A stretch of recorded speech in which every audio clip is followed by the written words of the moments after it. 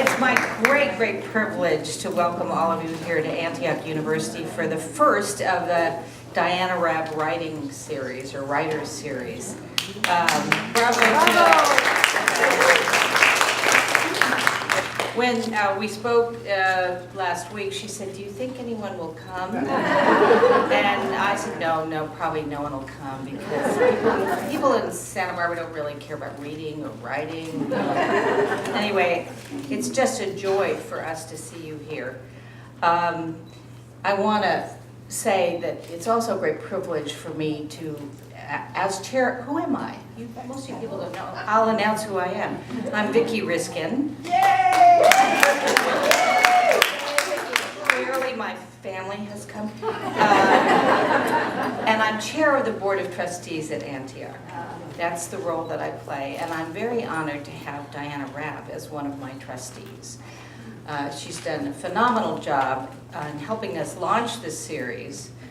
I think we sort of hit it off immediately, and when she said she was interested in doing something about Anais Nin, and I said, "Oh my gosh, that would be fabulous, that'd be absolutely amazing," she just relaxed. I could see, it was like a test. And I know who Anais Nin was, and I passed that test. Not only did I pass the test, but I remember as a young girl reading those diaries that I'm sure many of you have read, and feeling as though I had literally taken the little key and put it in the hole of the diary and opened it up, and I was reading someone's most intimate musings and feelings, and it was startling, exciting, embarrassing, because I was young, and it was very, and we didn't people didn't write stuff like that. Of course, that changed. And so she has stayed as sort of a lingering memory, and I'm so glad to come back and meet her again tonight with the extraordinary guests that we have. My other special connection to Anais Nin, except there are a few, but one is Henry Miller, and I'm sure we all remember that if any of your parents bought Henry Miller, it was also under lock and key. And literally, I mean, God forbid. And also as a young woman, Henry Miller lived in the Pacific Palisades near where I lived, and he was at that time in a wheelchair. And the woman who was kind of living with him and helping him said he really needs to have people around to have good conversation. And so a group of us young women went to his house on a regular basis to have dinner. And it's a good thing he was in a wheelchair.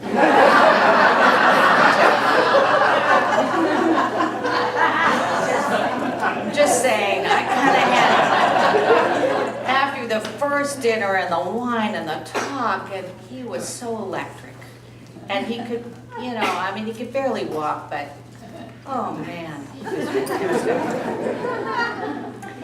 So, this is going to be a series of presentations with wonderful writers, and it also announces the launching of a new MFA writing program here at Antioch University that we're very excited about. And Diana's been playing an instrumental role in helping us to shape that. Many of you may have heard of the internationally renowned MFA writing program of Antioch University in Los Angeles that is a low residency program. We are now married with them. It took a while. We didn't get married right away. But on this campus, we will specialize in writing for journalism, writing for film, writing for all kinds of, even game writing. Storytelling, the point of view will be storytelling, and how do you bring it to the marketplace, because that's changing so dramatically. And our students will go to their campus, and their students will come to our campus, and we'll be writing also for broadcasting, because we have a partnership here with KCRW, the fabulous NPR station. So students will actually be working with top professionals. So, without further ado, people always say that. I just think, further ado. Okay, what does that mean? And welcome to the, how come you were late?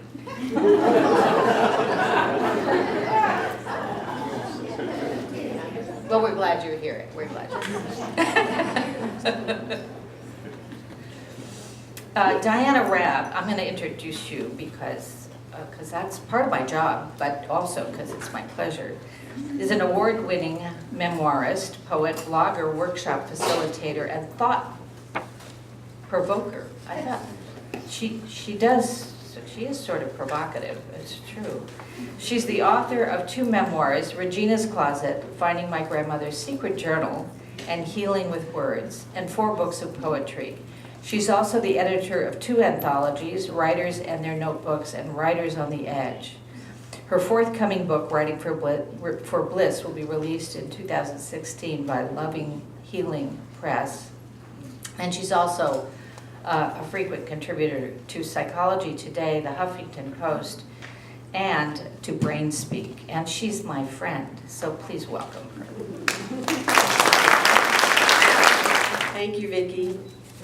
This is marvelous. Honestly, I had no idea it would be like this. I thank you all so much for coming, and I hope you enjoy the show. Stephen, we did it. Good evening. As a lover of Anais Nin, organizing this event has been a dream come true. However, dreams are rarely realized alone. I especially want to thank my co-organizer, Stephen Raynes, a Nin scholar who, like me, has tried to keep the essence of Anais Nin alive. Many thanks to dear Vicki Riskin, Nancy Leffert, Elizabeth Breen, Barbara Greenlee for your support and belief in the importance of recognizing important literary figures. And of course, to our amazing lineup of speakers, coming from Chicago, Judith Citrin, coming all the way from LA, Stephen Raynes and Tristine Rayner, and Perie all the way from Santa Barbara. Thank you. Anais Nin is not new to Santa Barbara. Actually, Capra Press is one of her publishers. And although they're no longer around, approximately 54 of her works is in the Special Collections section of the UCSB Library, which I had a chance to visit last week, and it's amazing. If you love Nin, you need to head over there. You get put into this glass enclosed room and you get to look at all her journals and some of her contracts, some of her book contracts, and some of the original works that you can't actually buy. It's a magical collection. Another one of Nin's connections to Santa Barbara is that in 2003, what would have been her 100th birthday, a conference in her honor was held here. Were any of you at that? I wasn't here, it was before my time. Okay. 5 years later, Stephen organized a similar event in LA to honor her 105th birthday. In fact, that's where I met Stephen. And he filled an auditorium with over 300 seats, and I think they had to turn people away at that time. It was incredible. And that's where I met my dear friend Tristine, who was one of Anais's friends. And Judith and Tristine actually both knew Anais, so this is going to be really special. And all this is proof of the ongoing interest and fascination with Nin's life and her work.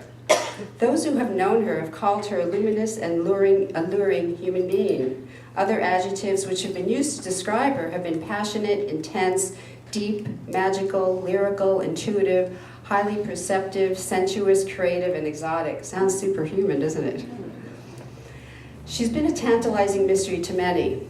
So why alluring? By the way, Vicki helped me pick the word. Actually, I think you picked the word alluring, didn't you? Yeah, thank you, Vicki, because we're looking for the right adjective, and it's not always that easy. So why was she alluring? Well, she had a charismatic and magnetic, powerfully mysterious personality. In addition to being a multi-genre writer, she had a dramatic and stormy persona. She was a gregarious socialite and femme fatale. Whether writing diary entries, short stories, novels, or essays, her words had a poetic and musical feel. Now, both her parents were musicians, so that musical feel might have been a little bit in her DNA. Nin is most known for her 7 volumes of diaries compiled from more than 35,000 pages. It's a lot of writing, spanning over 40 years. Nin's journals were a repository of her thoughts and ultimately a collection of her psychological rather than factual truths. Nin believed that what unites us as humans are our emotions in the face of experience. In other words, it's not so important what happened to you, but it's how you dealt with the experience and the emotions that it evoked in you. She said that during moments of emotional crisis, humans reveal themselves most accurately, and those are moments of revelation. Nin lived in various places, including France, Spain, Cuba, but spent most of her life in the US, in LA and New York. She used writing as a way of healing and balancing. She was a risk taker. And she also believed in building a sense of community. So since one of Antioch's missions is building a sense of community, I thought that she would be the right person to kick off the Writers' Series. Earlier this month, I'm looking for someone in particular, I attended a dissertation defense of Clara Oropesa, there she is, who I believe is here tonight. Her dissertation was about Nin and self-writing. And if I may quote you, Clara, she definitely stated, in the diaries, Nin writes her way home. Thank you for that. It's our hope that when you walk out of here tonight, as you walk home, you'll be also as inspired by Nin's spirit as we are as speakers. In summation, Nin was an advocate for art and creativity. And she said in her book, A Woman Speaks, which is for sale by Mary from Tecolote Books, great art was born of terror, great loneliness, great inhibitions, instabilities, but it always balances them. Thank you.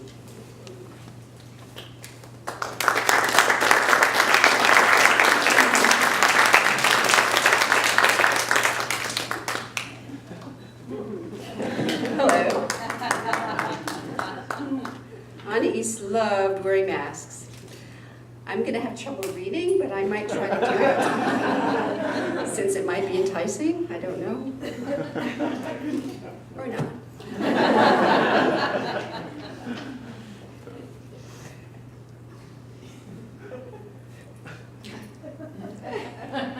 In the spirit of keeping Anais Nin alive, I am blessed to be wearing her purple cape.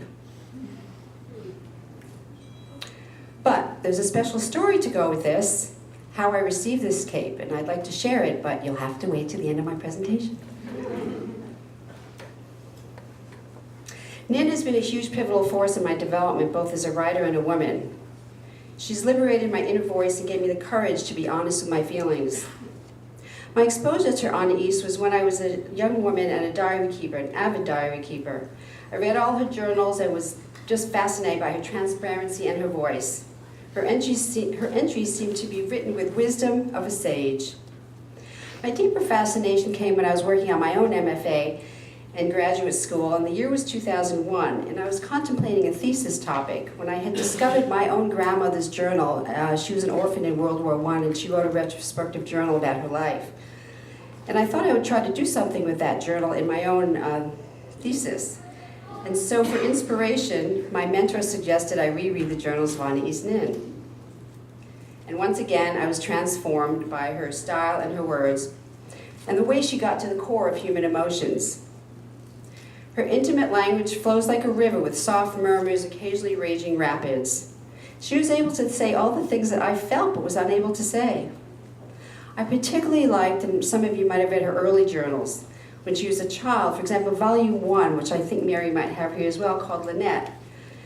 Just listen to the words of a girl when she was 14 years old. She said, quote, "There's a lot in myself that I don't understand, but there are other things that I understand now. If I feel sad about nothing, it's because a dramatic soul in me, as Mama says, is struggling within me.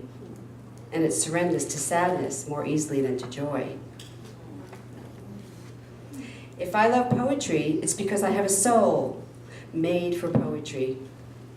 My habitual dreaminess, my impatience have nothing to do with my intelligence, but rather with my disposition.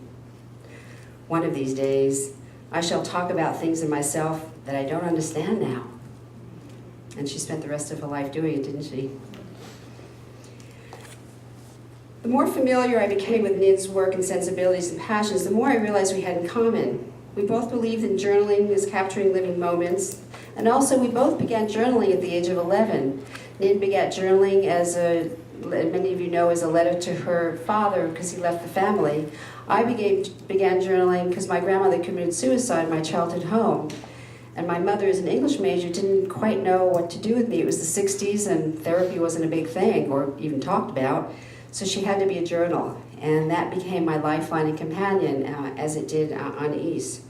So, in a sense, we both turned to journaling as a way of coping and healing from our pains and losses. Like Nin, many of my writings began on the journal pages, such as when I wrote Confined to Bed Rest with my 3 children, which you forget about, by the way. My son's here, he's 27, getting married this year, and I totally forgot about all that, but I can go back to the book and my journals, and the images are evoked. So I wrote about my bed rest with 3 children, my daughter's drug addiction, my 2 cancer diagnoses, and then every other thing that happened to me, good and bad, lifelong companions with my journal. When my parents moved from my childhood home in the 80s, my mother found, as I was saying, the 50-page journal depicting my grandmother's life, which ended up, because of Nin's inspiration, became my first memoir, Regina's Closet, Finding My Grandmother's Secret Journal, weaving my life with my grandmother's. While reading my grandmother's journal, I learned that Anais and my grandmother were born in the same year, 1903. February 21st was Anais's birthday. My grandmother's birthday was June 21st, the day Nin was baptized. Nin passed away in 77, the year I got married. So for those of you interested in numerology, you might find this fascinating. I find it kind of cool. In 2008, my fascination with Nin took another form when I attended Stephen's event, and most importantly when I met some of Nin's friends and colleagues and confidants. It was awe-inspiring to hear people talk about her that knew her and loved her. There were other traits which drew me to Nin's essence. Nin had she was kind of like a universal mother and priestess. I had a mother that was an unmother. I think there's a book, sounds like a good book title, isn't it? And so I kind of found the sort of maternal, nurturing, helpful, psychological assistance in all her words. And she has actually been called a mother to all, the best psychologist for women. And she's certainly been that for me. I love her way of thinking and the way she helped give a voice to the little girl who was silenced by her own mother. After getting to know some of Nin's colleagues, I've come to learn that actually we had some similar traits and ways of being. Hearing this actually deepened my connection with her. In addition to both being journal keepers, we both love reading biographies, and we're fascinated by the tenets of psychology and sensuality and creativity. One person actually said, she's actually been reincarnated in you. My heart just was very moved. And it was very spooky, but it also inspired me. It inspired me to dig deeper into her life. Nin and I both love reflecting and examining our lives and those of the others, of other people. We were sensitive and intuitive children. As children, Nin and I both felt like we understood adults, and we felt kind of older way beyond our years, sort of old souls in young bodies, which might have been empowering, but it was certainly very frustrating at times when an adult was telling you what to do, and been there, done that. Although Nin was a novelist and nonfiction writer, it was predominantly her journals that sparked my interest and inspiration for writing. I currently keep many of her volumes at my bedside. When I'm feeling like I need inspiration, I'll pop them open. While Nin has been called an internationally acclaimed writer, she's also been recognized as an essayist. And as a nonfiction writer and poet myself, I actually find her nonfiction better than her fiction. I just thought it would be, and I think Clara mentioned this in her dissertation, or someone did, that it's just curious that her fiction seems actually more real than her nonfiction. Like she's actually more honest in her fiction. And so that might be something to explore in the future. So beware of fiction writers, you never know what's coming out. As a poet and sensual individual, I was also taken by her erotica. She wrote to supplement her income in Paris, writing Little Birds, and I won't talk too much more about this because one of our speakers will address it a little bit more. But I just want to say that her words actually inspired my last book of poetry, which was called Lust. And what she did in all her writing, especially her sensual writings, was she gives you permission to tap into your imagination and messages of your heart and tap into your subconscious mind. And again, what Nin did very often is she gave voice and words to feelings that we all feel, and that was just one of the many beautiful things about her. Nin's musings on the collective consciousness really also resonated with me. For example, she suggested that we all carry seeds and baggage from childhood, but the determination to live with others in harmony leads us to the ability to overcome those obstacles. This can only be done if each one of us integrates all of our differences. Nin often referred to the duality in her life, that of being a dependent woman and independent artist, a conflict that I've dealt with in my own life in terms of being a mother, a wife, and following my own creative pursuits. Speaking of creative pursuits, she also inspired me to write my first book of poetry, which is called Dear Anais, My Life and Poems for You. And in the preface, because she inspired me to do the autobiographical writing for the most part, in the preface I wrote, Dear Anais, you've taught me the intrinsic value of the written word, how to dig deeper into my emotional truth, and the importance of having love in my life. And for these gifts, I thank you. Nin's writing for me has been magic. Magic really can't be explained. We bathe in it, we relish in it, and has presence in our lives. All we can do is bow our heads and express gratitude. Like Valerie Harms says about Nin, her presence is felt everywhere, instantly. She's like the sun, giving light and warmth and nourishment to people, enticing their creative selves to unfold, like flowers in bloom. I saw that at the UCSB collection in that book. That's an amazing, have you read that? That's an amazing collection. So now the Cape. Who wants to hear the story? Okay. In preparing for this event, there's only 2 people or 3 people in this room that know the story, so this is kind of new. In preparing for this event, I was doing some online research. I came across a woman's name by the name of Stephen Raynes. And she was called Anais' what would have been Anais' granddaughter, although Anais never had children, but she was kind of like the prototype of Anais. She was very much like her in a lot of ways. And I understand it was one of Anais' husbands that named her that. As you know, so I kept Googling her, and I was Googling her and Googling this woman, and I came up with her husband's eulogy of her. She had passed away last year, and her husband wrote a eulogy. Beautiful eulogy. She passed away at the age of 49 from Lyme's disease. Pretty young, he says it's from mold. Anyway, I wrote him a letter expressing my condolences about the loss of his wife, and I also said that her and I had a common interest, and that was Anais Nin, and I just wanted to reach out and say hello. Well, you never know what happens when you reach out to someone to say hello. You make friends. He said he wanted to talk to me. We set up a time to talk the next day. A spiritual guy, I guess in his 40s or 50s, living in San Diego. We spoke for about an hour. He was still deeply mourning for his beloved. When I asked about his connection with Nin, he's told me that she was a great admirer of him, of Nin, and when all the tabloids, and Tristine can probably tell me what year that was, all the tabloids were speaking, ill of her, Simone wrote a letter to Rupert, who is Anais' husband on the West Coast, wrote a letter and said, I'm really disappointed in what's going on in the literature about her, and I actually have a book idea and I want to talk about the good side of her. So Rupert immediately invited Simone to his apartment, and I understand that Renata was there, and he wasn't sure if Tristine was there. We're not sure about this one. We'll have to ask Tristine, who's learning about this right now. Sorry, Tris.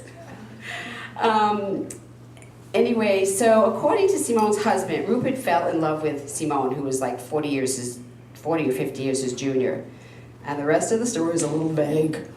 But that's all the husband remembered, except that he remembered that Renata gave this cape to Simone, amongst other items. He told me that in talking to me, he felt like I was very similar to his wife, and that he felt that I would really appreciate this cape. He said he had a bunch of items that he wanted to offer, and I said, I really can't take anything. I hesitated, but I was amazed that he was actually offering me any of Anais' items. Our conversation evolved, and I told him about this event. There was a slight pause and a silence. He told me he wanted to give me the cape. I didn't know what to say. I stood there frozen on the phone. I can't take it. I just can't take it. It belongs to Anais. And you're beloved. You need to treasure it. I do, but you'd really enjoy having it much better than I. It wouldn't look good on me. Are you serious? I can't do that. How much do you want for it? Nothing. I have no idea how much it's worth. No idea. It's yours. No idea. Just listen, I want you to have it. I was trembling on the line. Just in talking to you, I think my wife would have done the same thing. She would have loved you. I know it. I was shaking. After a little bit more back and forth, I accepted his kind offer. He said he'd send it by Pony Express, wrapped in special wrapping paper that Simone had in the drawer. I went, no Pony Express, FedEx tracked. 2 days later, the box arrived on my dining room table. I put it on my dining room table. I was unable to open it. I just stood there staring at it, taking pictures at every angle. I was like, what am I doing? Luckily, nobody was home. It was really insane. Remember that for 4 decades, I've been reading and cherishing her words, and before me laid a box with her cape. Just imagine my amazement. Okay, finally I said, this is ridiculous. I made the motions, unwrapped the box, which was, inside the box was a golden fishnet paper that he wrapped the cape in with a nice little note inside. Very sentimental note. So I share this magic with you here today as a reminder that Nin's spirit is forever present. So here I stand, wrapped in her cape, and it is my hope that by the end of tonight you will be wrapped in her spirit. Yay. Thank you.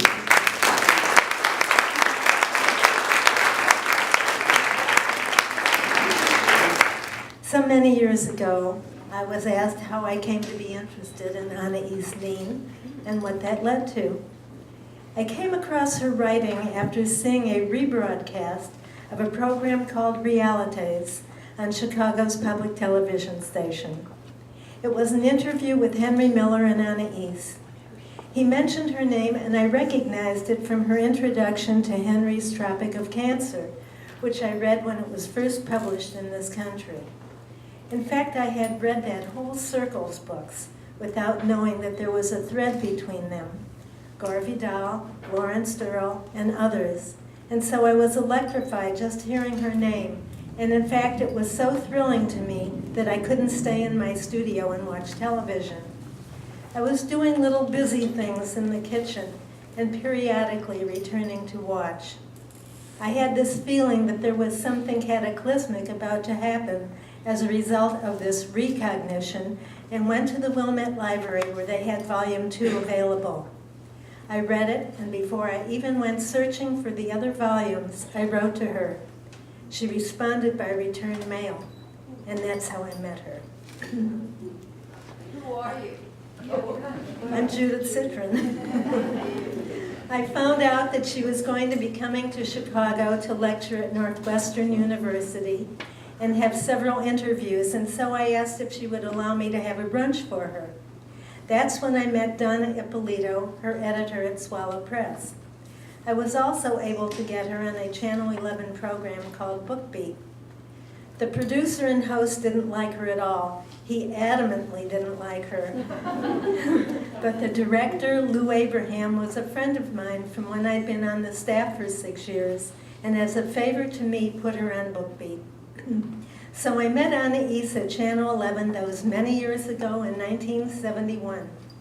There she was, walking up the steps with her black cape and black beret, looking like a very young woman, and we literally connected in the ladies' room.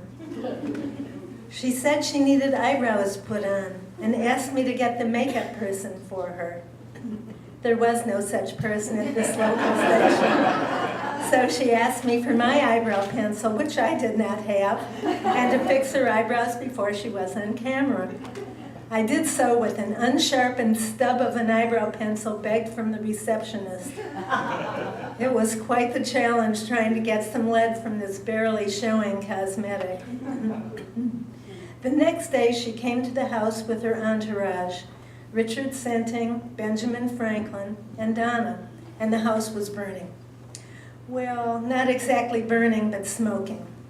The smoke which filled the house was coming from the kitchen. I had made quiches and had intuited the food, the color scheme, and music.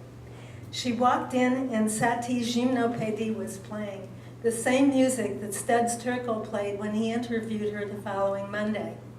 I made crab meat quiches and didn't want them to be in ordinary pie pans, So I brought tart pans, with removable bottoms, and the egg had dripped through onto the oven, sadly diminishing the filling.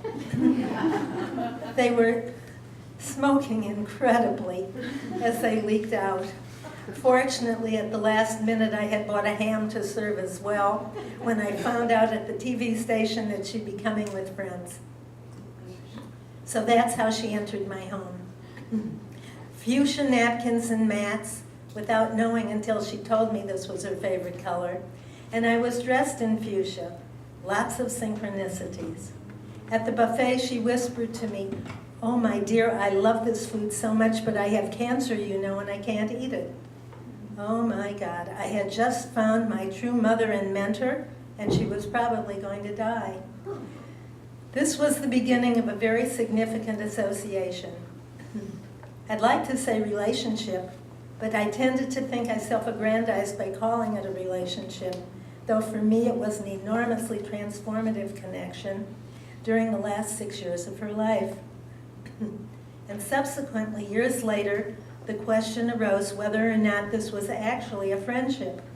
So I looked at mail from her to see if I had blown this up and that I was actually one of so many people who needed to think that this was a special relationship when likely it wasn't. And then I pulled a couple of letters where she specifically said, "You are not a fan, you are a fellow artist and my friend." A friend, Nancy Scholar Z, had written her doctoral thesis on Anais, calling it Behind the Veil. She asked me to bring the manuscript to Anais since I was going to be in New York. I waited for a long time in the lobby of the 3 Washington Square Village building when there was no answer to the apartment 14B buzzer. Finally, I saw 2 hunched over, very old people, a man and a woman, enter the building lobby carrying grocery bags. I said, "Anais?" And she and Hugo greeted me warmly as we walked into the elevator. Suddenly in the elevator, a remarkable transformation occurred, and Anais stood tall and appeared radiant and years younger. For several hours we spoke and had the wine and cheese they had brought. It was precious sitting with her on the bed in her room, under the Varda collage on the wall above us, Hugo sitting on the bed opposite. After receiving the manuscript and reading it, Anais called me and said she was up the entire night in anguish, that Nancy had betrayed her by saying the diaries were the basis for fiction, which, as it turns out, was true. I felt complicit since I had brought this apparent source of grief to her. The relationship with Nancy was somewhat healed after Anais's analyst, Dr. Bogner, apparently convinced her that the writing was brilliant and Nancy was honoring her and meant no harm. Pardon me. Marie-Claire van der Elst was Anais's French translator and a Ford Foundation grantee. Anais asked me if I'd be willing to have her stay in my home while she was researching the original diaries held in the Special Collections Department at Northwestern University, a short distance away in Evanston. Of course, I was thrilled to have her for the week she was here. She took me to the department where I was able to read the original writings and was given access even after Marie-Claire returned to Paris. Many hours were spent entranced by the very personal entries, causing me to live in 2 worlds through them. My rather mundane outer life and Anais's intimate inner musings.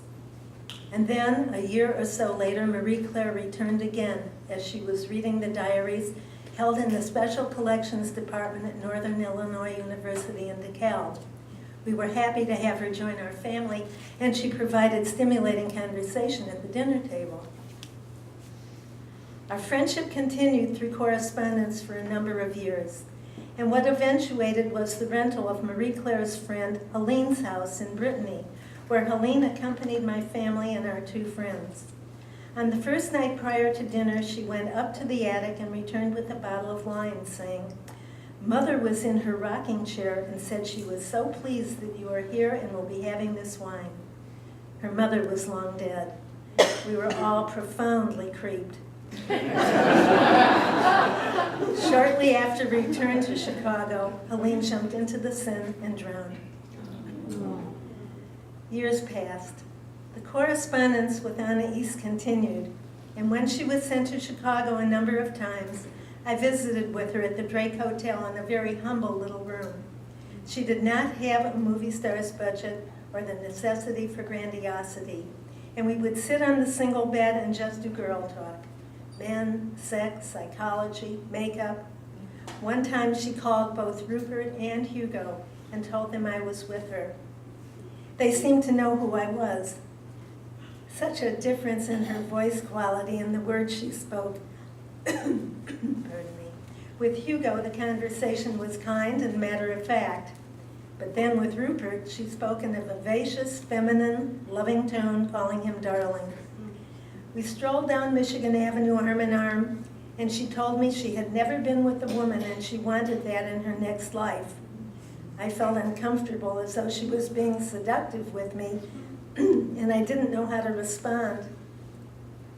We ate lobster in the Cape Cod room, and she insisted on treating to the meal, but I didn't want her to spend any money on me and had to be persistent about her being my dinner guest, though I agreed for her to buy us a split of champagne. Anais asked me if I would meet her in Fez, Morocco, when Travel and Leisure magazine sent her there to do an article called Fez Revisited. Morocco seemed so far away, and I was so overwhelmed that she wanted me to be with her that I didn't even look at a map to see it was just down from Spain, 6 hours from New York, and not in deepest Africa. I wrote to the hotel where she told me she'd be staying and wanted me to be there too. The Palais Jamai Hotel is a vast, enormous former palace, and when I never got an answer back with the reservation, I just assumed there was no room for me. Anais said there were tons of rooms, and you could have had the room right next to me. Pardon me. So the following year, I started going to Morocco and was given an artist in residency in Marrakesh, an exhibit at the National Museum, and created a travel business called Transformational Travel and an export business called Your Moroccan Connection. That was because of her. And my whole life was affected in every area that I later moved into that's still viable for me.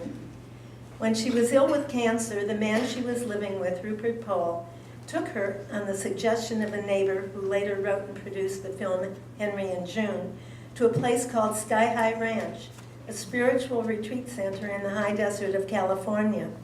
It was there that Brew Joy, who at the time was a rather well-known physician and metaphysician, was giving transformational workshops. And at these workshops, a Healy would be brought in, and Brew would conduct an interview with the person, finding out what she thought the reason for the illness might be. The group would be shown the importance of this step before coming to the table to practice channeling energy with hands-on healing work. They were expected to work intuitively after a period of deep meditation. The atmosphere was focused, impersonal, and loving. Anais was there many times. In the latter years of her illness, we would talk on the phone quite often. She said, "Please send me energy at 8 o'clock. I didn't know what she was talking about then. She said, "People from all over the world are sending me energy." And I said, "Well, I've never prayed." I was pretty agnostic, but I loved her and had great need for her to maintain her presence in this plane. And so little did I know, as I was focused lovingly on her each night at 8, that in 1978 I would meet Brew Joy and my whole life would change. I shifted careers from being a jewelry maker, painter, and sculptor to bringing Brew's work to the Oasis Center in Chicago, an adult education and growth center based on the model of Esalen Institute in Big Sur. There I taught and practiced that type of holistic self-help and healing for 19 years. My art had changed because of her influence and became very erotic, which she encouraged and promoted. This was many years before Judy Chicago started doing vaginal art, and so I became the outrageous woman making erotic art in Chicago. Then some years after a near-death experience in 1974, my work evolved into visual diary as my art form, which Anais had years earlier suggested. At one point in my own night journey, I remembered that Anais had told me if I was ever in trouble to call June Singer, whom she trusted.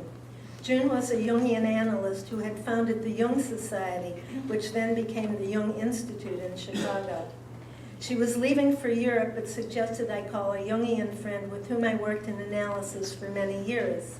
So my introduction to Jung was because of Anais. And years later, I was at a training in Healing in Dreams in Oaxaca, Mexico, put on by 4 Jungian analysts from 4 different countries. There I first heard the name Llewellyn Vaughan Lee, a Sufi teacher who became my teacher and has been for 22 plus years. Anais was incredibly important for my developing wholeness, as she provided modeling for what might be possible in my own aging. I'm immensely grateful to the guidance that led me to turn on Channel 11 those many years ago and see that interview and write to her. She stays very much alive in me, and while I hold her in different ways at different times, I want to acknowledge the tremendous place she has within me. She was the golden thread that has moved throughout my life, informing it with love, hope, trust, inspiration, and infinite possibility. I'm Stephen Raynes, co-creator of tonight's event, and I want to preface this talk by saying that my presentation tonight, I'm going to say things that are sexually graphic, possibly offensive, and definitely indelicate. So if anyone has, all right, you're applauding. But I want to give people, I mean seriously, like I want to give you a moment that to cover your ears or leave the room. All right. And this is a moment where I also want to say that I'm an Antioch grad, so I'm sure they're going to be really proud of this presentation. And it's also going to be a slideshow of my life. And when trying to examine Anais's allure for me was a tough question. At first it seemed innate, like one might like vanilla or chocolate, and I realized that I don't have one specific answer to Anais's allure, but I do have many stories to help shape an answer. And this story starts off that when I was 16, I met my friend Stephanie Raynes, and this is a photo of that time, and she handed me a paperback book. And she said, "Put this in your bag. It's the best smut you'll ever read." And the book was Anais Nin's Delta Venus. The brown cover, vintage image of a woman sitting on a chair, her garter belts exposed, pulling up her thigh highs. At that age, I was so horny and sexually charged. And Stephanie was right. I probably jacked off at least 3 times before page 12. This was before the internet and easy to access porn. It was 1991 or 92, and these stories were the most exciting thing I had read. It was nothing like the last book Stephanie had loaned me, Machiavelli's The Prince.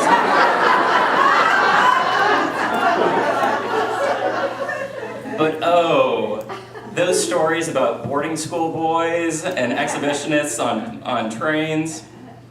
Maybe it was when I exhausted of reading the collection or when taking a break after coming that I finally, I know Antioch is proud, right? That I finally read the preface. It was then that I fell in love. It told the story of this woman with this unpronounceable name writing erotica for $1 a page, and how she heard feedback from this anonymous collector to change how she wrote. He wanted her to leave out the poetry. I kept rereading that preface and discovered it was taken from her published diary. I had started a diary a year or 2 earlier at the urging of a communication teacher, Phyllis Thorpe. Writing in my journal was my way of staying sane throughout my life. And I was interested in reading this sexually adventurous woman's diary. So, not thinking it through, I went to my high school library at Parkway South in St. Louis, Missouri, and I looked for books by Anais Nin. And there was nothing there. But through the Parkway school system, they did have Diary 5 as part of their collection, and I ordered it via interlibrary loan.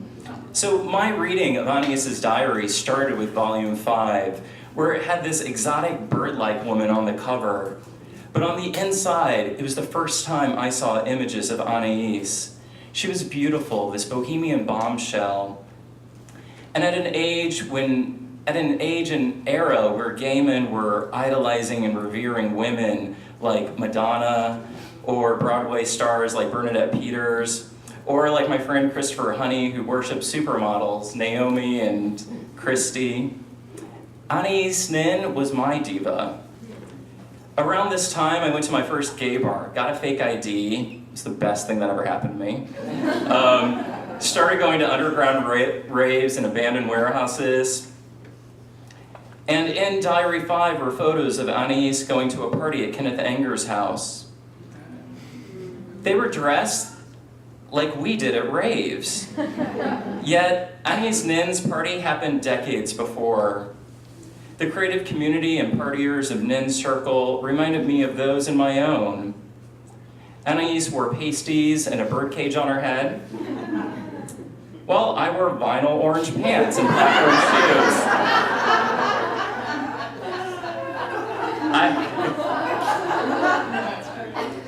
I was made fun of in high school and not popular. It was the Midwest, and talent in sports made you who you were, not intellect. I didn't fit in, and that is putting it mildly.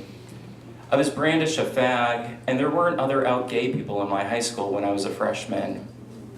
Yet, when I went to gay bars, I was popular, and I found people with similar stories and similar interests.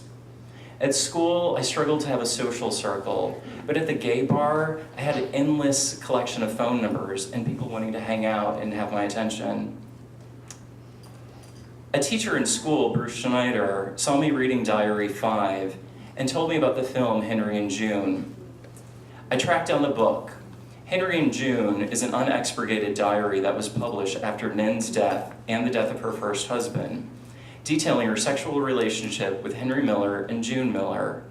It was dramatic and detailed Anais's double life. In her passages, I did not find Henry Miller charming at all, but I found great resonance in Anais's double life to my own.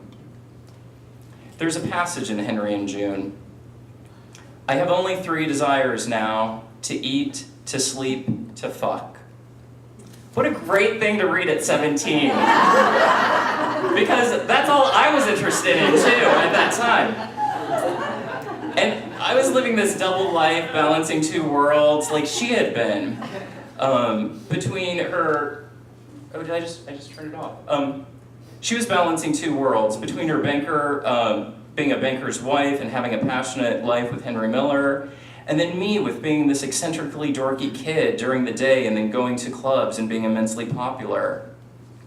I started going to used bookstores downtown and buying all of Anais Nin's books I could find. I devoured her writings.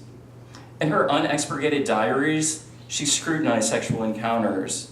I had been doing the same thing. I kept doing it, using her as a model, wanting to get to the bottom of sex, wanting to demystify it, but also to capture it and keep reliving it.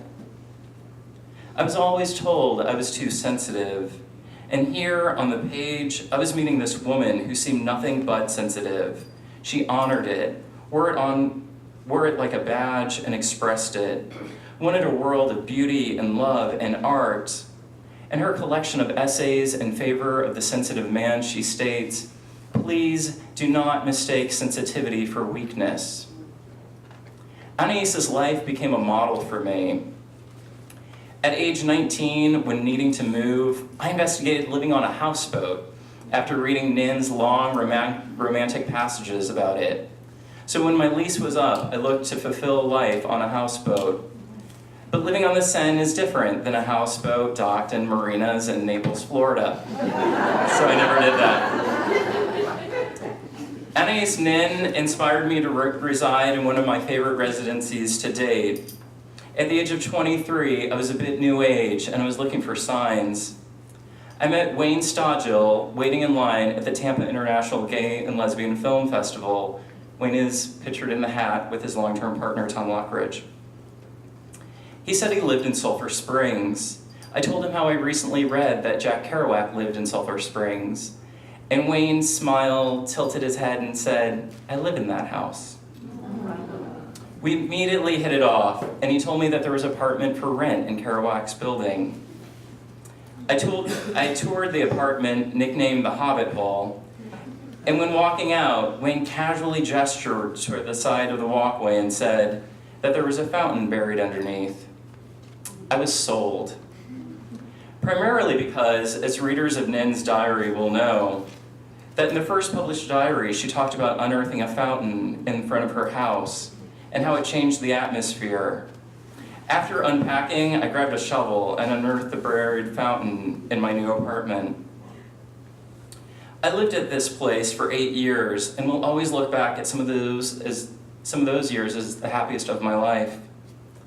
I was living there when I gathered my writings and created a simple, saddle-stapled book. I made enough copies for friends, and I wouldn't have ever thought about doing this had I not read Nin's passages about the hours she spent at her own printing press when no one else would publish her. Nin's words in Diary 1 guided me as she gives advice to a friend. Create a world, your world, alone, stand alone, and then love will come to you. Then it comes to you. It was only when I wrote my first book that a world I wanted to live. Whoa, I'm not doing that justice. Let me do it again. All right. It was only when I wrote my first book that the world I wanted to live in opened to me. That small book on copy paper was later reworked and reprinted into my first published collection. A world did open to me. Having that book published changed the course of my life. Anais became a mother figure to me, guiding me along and offering me comfort. As a gay male and artist, I knew that I wasn't going to live the life that my parents were living. Yet, I didn't know how I was going to make it happen. And Anais's account of her own life helped me make decisions for my own. When traveling, I visited Nin's past residencies. From Paris to New York to San Francisco to even later her home in Silver Lake and having tea with her widower, Rupert Pohl. At one time, I even had an Anais Nin henna tattoo. I also have an Anais Nin t-shirt. 2 of them. I'm not a fanboy anymore of Anais. The allure became academic and an obsession became scholarship. Yet there are moments when I'm feeling doubtful and I think about what would she have done? About 15 or 20 years ago, there was this WWJD movement where people would wear bracelets with this acronym on it. And it was to serve as a reminder to them of what would Jesus do. So when there was a moment in their life that they questioned, they would think, oh, well, what would Jesus do? And they would act upon that. And of course, for me, I really wanted a WWJD shirt of what would Anais do? And so a few years ago, I was purchasing a car, and I was very nervous about the decision. And when driving home from the dealership, not having purchased the car yet, I pulled over to the side of the road and I wrote this poem that was published in a collection called My Diva, and it's gay men writing about their relationships with women, or they have their own divas. And that ranges from people writing about Madonna to Princess Leia. But mine, of course, was writing about Anais Nin, and it's called Anais Nin Never Bought a Car. And so, in a moment like this, as I shake hands with a salesman, haggle on price, I don't know what to do. I've modeled my life on her words, her account of what happened, how she handled herself. Would she have smiled at the salesman, used her rolling R accent to charm, spoke in her light voice to maneuver a deal? Anais probably wouldn't have needed a dealership at all. There was the mechanic shop in New York. She passed with a friend and casually said, "I have sex with the men who work there." Those men, out of kindness, admiration, perhaps love, or maybe a reward, or maybe as a reward for her skill, would have given her a deal on an automobile. Her own car when she traveled with a handsome actor 20 years her junior from New York to California in his Model A Ford. Still married, neither man knowing about the other. She married that actor, having not divorced her husband. Anais could lie, but also detect one. She wouldn't need Carfax. Growing up a Midwesterner, I assess vehicles for practicality. She, born in the sensual city of Paris, would delight in the details, the luxury, never focusing on the miles per gallon. When collecting letters from Henry Miller to be published in a book, thorough fare would be omitted. She had a young friend drive her to Henry's house, and he, already in his 60s, bounded down the stairs, excited to... Even with my checkbook open, I couldn't elicit such a response from a car salesman. I would need a bank loan. Anaïs's first husband was a banker. She wouldn't need a loan officer either. After her death, there was no car to bequeath, no children to divide belongings, but there were Anaïs's words, the daily diary writing where she road mapped her life for me to travel. Thank you. Like you, I was allured by the title of this event, The Allure of Anais Nin. My name is Tristine Raynes. And having been an academic, I kept thinking about that word allure, so I looked for a dictionary definition online and found to attract by something desirable or flattering. And I thought, how apt for Anais, because besides being desirable, beautiful, and graceful, she was great at flattering. And she made you feel in her presence like the most interesting person in the world, even if you were an awkward girl from the San Fernando Valley, as I was. She asked questions in a way that drew out your unique story, your pain, your desires, your dreams. And she made you feel with her reactions to the telling that your story was a great adventure. She made you feel loved and admired. She inspired, filled you with her spirit of hope by giving you belief in yourself and your dreams. She gave me the confidence to take my interest in diaries forward as research and eventually to publish the new diary in 1978. She inspired my style of teaching to help others visualize and believe in the value of their life stories. In my case, Anais powered an attraction that went beyond allure to something greater, devotion. It was something she demanded if you were to be a part of her inner circle. She needed devotion because if you were part of her inner circle, you had to keep her secrets. In my case, I took it so seriously that I kept the secret of her bigamy not only through the years we were friends, but at her request for 30 years after her death, until both Hugo and Rupert are dead, she had commanded me. Then no one can be hurt. So when the biographers came around and asked about Anais, I would say nothing about the bigamy. They knew that I wasn't going to say a word. It wasn't until her younger husband, Rupert, died that I began to write about my relationship with Anais, and I could not write about it honestly without including my complicity in helping her to keep her secret. The scene that I'm going to read is from a recently completed manuscript about my relationship with Anais and my complicity in her double life.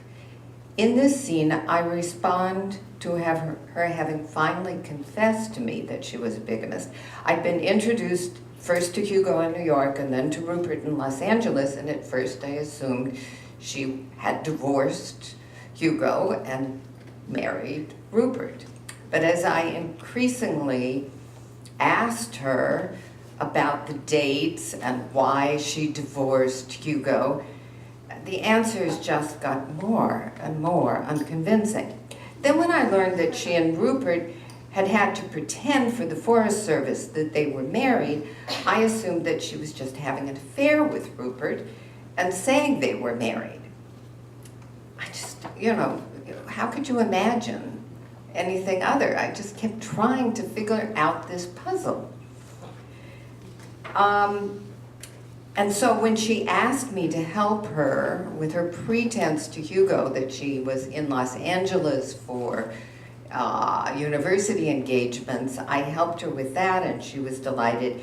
And finally that must have given her enough confidence in me to confess to me that she was married to 2 men at once and that she'd married Rupert in a state of dissociation in 1955, and that neither husband knew about the other, and that she'd been maintaining this dangerous, what she called trapeze, between one husband in LA and one in New York for years, but that Hugo had recently become suspicious. Her penciled eyebrows pinched irregularly, and her eyes sought mine. Now I'm dangling from the trapeze by a thread, and I need your help. I'll help you, I responded. I think it's great you're a bigamist. Please don't use that word. Why not? I think it's fantastic, I exclaimed. It's an ugly word, and besides, it's illegal. Well, smoking pot is illegal, but I know lots of people who are doing it, and so is refusing military service, but it shouldn't be. So you don't think I'm terrible now that you know? Terrible? I'm awed by you. I've never heard of a woman with 2 husbands. Only men have done it until now. I thought her adventurous leap beyond woman's traditional role as remarkable as discovering a continent or walking on the moon. She may not have been a great writer by academic standards, but she was a pioneer, a breaker of boundaries, a hero, a daring explorer. I could see that she was pleased that I'd recognized her extraordinary courage, but she cautioned in a hushed voice, "You must never reveal it. People don't understand." "Well, I understand," I said, pleased that I was uniquely qualified to do so. She had figured out how never to be abandoned, never caught short a man. "It's because your father abandoned you like mine did. By having 2 husbands, you're protected. You'll always have a spare." That's not it at all. It isn't? No. I can't leave either man because I know how it feels to be abandoned. I couldn't inflict that on someone I love. I'm trapped by my compassion. She looked completely sincere, but to me an extra husband as an insurance policy remained a much more compelling reason. To emphasize her more altruistic perspective, Anais asked, "Don't you recall the terrible pain it caused you when your father left? Could you cause someone else that pain?" "No," I said uncertainly, "but remember I told you I was glad my father left." Anaïs's face filled with sorrow as she recalled the distance between my reaction and her own. "Tristine, did he molest you?" "No, you asked me that before. He didn't hit me either except for spankings." Sometimes that's enough to create confusion between pleasure and pain. If the father's hand inflicting pain comes too close to the place of pleasure. I felt a shock of recognition, and again I was impressed with Anaïs's ability to articulate what in me had only been indistinct and inaccessible impressions. She was scrutinizing me. If you cannot understand the cruelty it would wreak on Hugo and Rupert to learn of my double life, how can I trust you to keep my secret? Because I gave you my word, I looked her in the eye. Once I give my word, I'll never break it. It's a matter of honor. At your age, you haven't had much opportunity to test what you call your honor. Yes, I have. For some reason, people have always told me secrets, and I always keep my word. For instance, what secret did someone ask you to keep? She leaned into me conspiratorially. I thought about it. Which secret could I tell that wouldn't have hurt anyone and might also impress her? That my father was Jewish. Did someone ask you not to tell that? My father? I found out by accident when I was 16 and an aunt I'd never heard of came to see a play at the Cornet Theater and recognized my name on the program. She took me out to Cantor's Deli after the play and told me my father had broken off from his Jewish family and changed his last name. I was thrilled to find out I was half Jewish because my best friend was, but when later I talked with my father about it, he told me never to tell anyone. And now you have just told me. She gave me a hard smile. She had caught me. But I didn't promise him. I tried to squeeze from under the sharp tack with which she'd pinned me. Just don't tell people so he won't be embarrassed, and you'd never be in the same room with any of his Republican cronies. Finally, I thought what to say. My relationship with you is different. I took an oath with you. We're now like blood sisters who tell each other everything, and it's sacred between us. She still did not look entirely convinced, so I tried again. I only told you my father's secret because you asked for an example, and that was the only one I could tell. All the other secrets that people have told me will go to my grave. Finally, her face relaxed, and she commented, "You really are a little soldier, aren't you?" If you mean I can be trusted, yes. I was thrilled that she'd entrusted me with a confidence so radical and dangerous. So you will help me save my marriage with Rupert as well as with Hugo? You did so well with Hugo. She looked happy for the first time that day. Unwilling to disappoint her when it was apparent her happiness now depended on me, I said yes. I'd been willing to help her save her marriage with Hugo, and so far I'd succeeded. Now she was asking me help to save both her marriages, to keep her suspended on the trapeze, to partake of her daring feat. I would be the person on the ground, holding her safety line, ever vigilant to keep her from falling. I would have a close-up view of her trapeze, how she worked the pulleys and leapt from husband to husband, both of them reaching for her as she spun in glorious airborne freedom. There wasn't anything, even on color TV, as amazing, not on Peyton Place or The Addams Family or Bewitched. Her life had elements of all those TV shows, and it was dangerous and thrilling, but it was real, and I'd been cast in an essential role. In writing the book about my relationship with Anais and my complicity, I intended to keep it light, a young woman's coming of age with a devious but delightful mentor. There was an earnestness that others who'd written about her brought to the enterprise that I wished to avoid in favor of capturing her playfulness and naughtiness. I intended not to deal with the topic of her adult incestuous affair with her father that I'd learned about from her best friend Renata Dreux, but that repelled me. But it became apparent in the writing that I had to deal with it. The special bond I had with Anais, the common wound that made her the perfect mentor for me, was that we had both been abandoned by our narcissistic fathers at age 11. This trauma of father abandonment led Anais to unhealthy boundaries, especially with her father. It led me to cut off my feelings and from being able truly to receive love from a man. We both paid a price for our father's abandonment in different ways.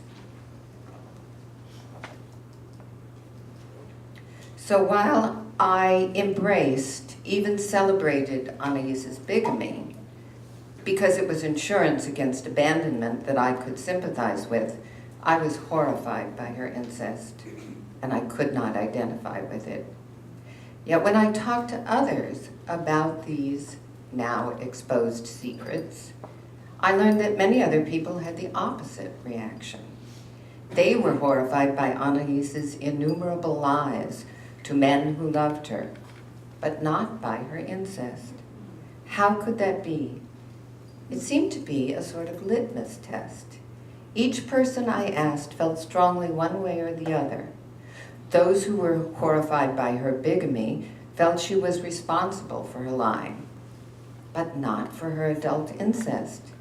They did not hold her responsible for the incest, despite her declarations that she had seduced her father, because they intuited that it came out of the unequal power relationship between father and daughter, even as adults, in which Anais so needed her father's withheld love that she was spellbound by his desire. On the other hand, those who, like me, sympathized with her devious but entertaining bigamy seemed to intuit that it came out of the unequal power relationship in general between men and women in the 1950s, and that Anais was seeking indirect power like Lucille Ball in I Love Lucy by scheming and manipulating to get the freedom she sought. We don't see things as they are. We see them as we are, was one of Anais's oft-repeated maxims. Each person reacts to Anais in accordance with their own subjective views and in accordance with their personal history. Some people loathe her, but some adore her. So much so that even now, 4 decades after her death, her allure is great enough to fill an auditorium this evening to hear us speak about her. Her allure comes out of our identification with her. Her allure is that her courage, her follies, her love of freedom, her imagination, her celebration of life itself as an art form, her lovingness and her lovableness are as we are. The power of her allure is that she opened herself to us so essentially in her diaries that we found in her, as in all great writers, a shimmering mirror to our own flawed and beautiful humanness. When Diana mentioned that she was having this evening, I told her a couple memories I had of Anais, and she said, "Oh, you must tell." And I said, no, I don't think so. And well, Diana is hard to say no to, so here I am. So I came to Los Angeles fresh out of the Midwest. I was 23, and I had a job substitute teaching at Beverly Hills High School. And so I came in the first day, and all of a sudden there were all these students. I was 22, 23, and they were like 17, 18. So they started clapping and applauding, and I said, no, you have to take your place, and you have to sit down, and I have to take roll. I really had only been teaching a year in a junior high school before then, so I really didn't have discipline under my belt. So fortunately, this teacher came from next door, and he said, can I help you? And I said, yes, they won't be quiet. He said, well, you need to settle down, boys and girls, and those of you who don't, there will be consequences. You will have to stay after school, and you will have to do this. And I was very grateful to him.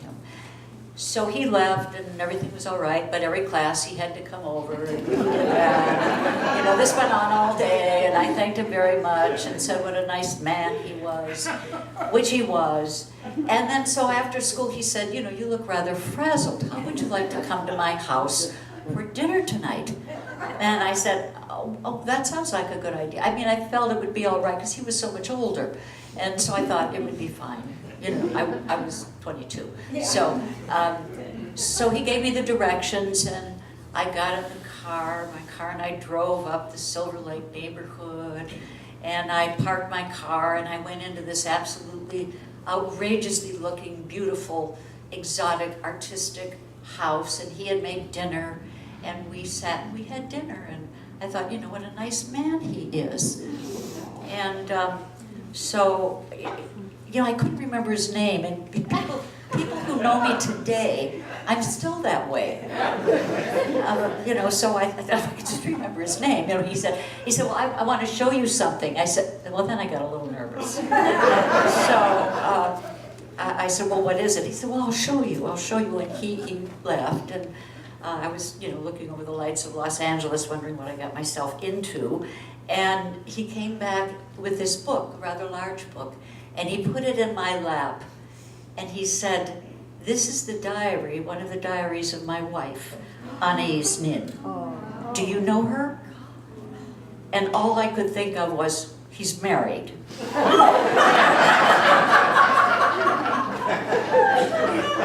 I had never really heard of Anais Nin. I mean, maybe a little bit, but I didn't know anything about her. And all I could think of, what would my mother say? I'm having dinner in the house with a married man. So I said, thanked him very much. I looked at, you know, the words, and I handed it back to him and raced down Silver Lake. And I think about that now, and I think, you were really a sick person. You really should have stayed. And, you know, my life would have been very different than as it turned out. So about 4 years later, I'd gone to UCLA to get a degree and my master's in speech and communication, and I put on a Reader's Theater script called Women, What If They Gave a War and No One Came? And one of the poems I used in there wasn't just poems, it was, you know, letters and essays and all kinds of different sources, and one of them I used was a man, Herb Bryn was his name, and a poem of his. And so he said, oh, you must come and join the poetry group at the Westside Community Jewish Center.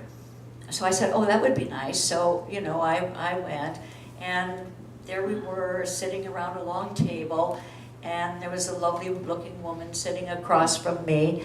And he said, oh, this is my friend Anais Nin, have you met? And I went, oh, there she is, the Anais Nin. And by then I knew a little something about her. Not a whole lot more, but I knew more, and I came to learn more. And he said, you know, you really should have used one of her pieces about war in your script. And she said, you know, she was very kind and very beautiful and very warm and very humble, like she was just, you know, a best friend.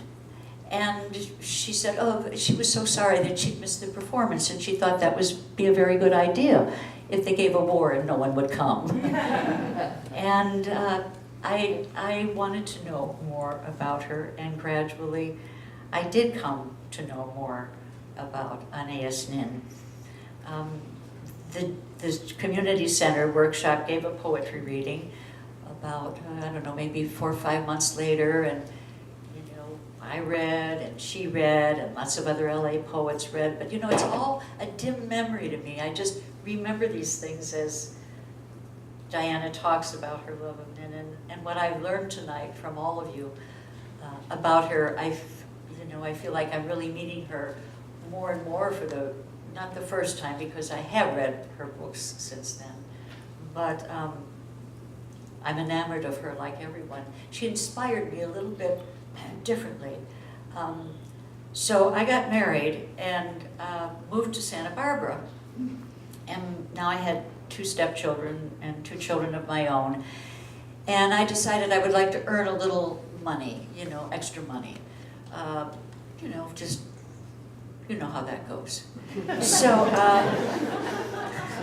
So I read an ad in the paper, and I thought, this is for me. So, you know, it was like, you know, they were looking for someone to read literature.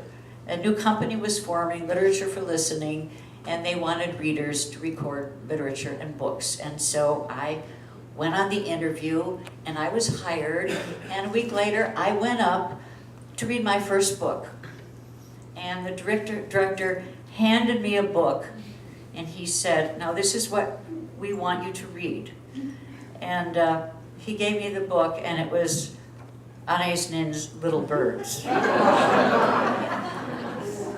Now, I had not read this kind of material before, being from the Midwest. You know, and he told me that, he said it's erotica, you know, he said like pornography, and she wrote it in the 40s in Paris because they were starving and they had to make money somehow. And we want you to read it. I was like, so, I didn't tell my husband, but I did read it, and I had a very difficult time reading it, and I would stumble and blush and stumble, and he would just say, don't think about what you're reading, just read it. And I'd say, how am I supposed to not pay attention to what I'm reading? For example, but this is tame. Every gesture was one of disorder and violence, as if a lioness had come into the room. That's not bad. She sat up, her hair wild about her shoulders, and said, I am not an angel, Albert. I am a woman. Love me as a woman. It's really beautiful. I read, he had never seen her body so abandoned, so unconscious of all but the desire to be taken and satisfied. You know, now this is tepid.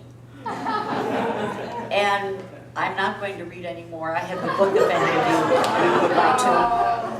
Accidentally, Diana said, well, you know, do you have the tapes? I said, no, I wasn't given any tapes. You know, they kept everything, and I read it anonymously. So it was Christmas, you know, like just lately, and I was looking for a shoebox to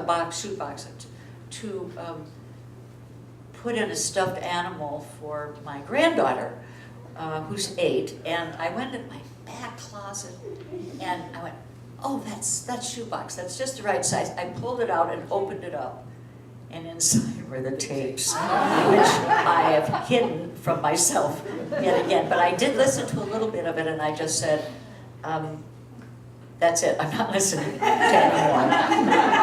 That's it. I also found this book, which I couldn't find at first, and this is one of the original copies of Little Birds. And I was very moved to open it up and read in the front. Now let me find it. All right. Copyright 1979 by Rupert Pohl as trustee under the last will and testament of Anais Nin. And I thought, that was that nice gentleman who came and helped me. You know, with my out-of-control class. And I read that they remained friends, and he stood by her side, even though they had to have their marriage annulled, till the end. And then I got thinking, you know, back when I first was in his house, when he invited me to dinner, I should have said, so where is your wife? And I wish I had asked that, but you know, when we're young and stupid and innocent, we miss a lot of things. I'd like to end with a poem I wrote, a short one, and I read a lot about Anais Nin in the past couple of months and reread some of the diaries I have. And I particularly like this quote, reality doesn't impress me. I only believe in intoxication, in ecstasy, and when ordinary life shackles me, I escape one way or another. No more walls. And I think that's what happens to a lot of us as we mature. One of the phrases I found in one of the diaries I had when I was rereading it recently, was this wonderful phrase, and she said this is why she wrote, "Unraveling the knot of the original wound." So for Angela, Anais, Juana, Antolina, Rosa, Eldomira, Nin, Ikulmel, Anais, our awe draws us to your whirl of words. You willed your hand to dig into that stubborn knot and said to pen, "Fly." Bent on survival, you unwound the drudgery of a mother's commonplace, a father who photographed you obsessively and left. But you stormed into the world, transformed the wound to art, fled to where angels feared, and marched us through 60 years of your life, diary after diary, fiction and fact, censored and sought, laid yourself open so fully every woman who met you, one way or the other, found lost cells of herself, stood up and went on living as those who follow will. And oh, Anais, it bears repeating, you were dearly loved.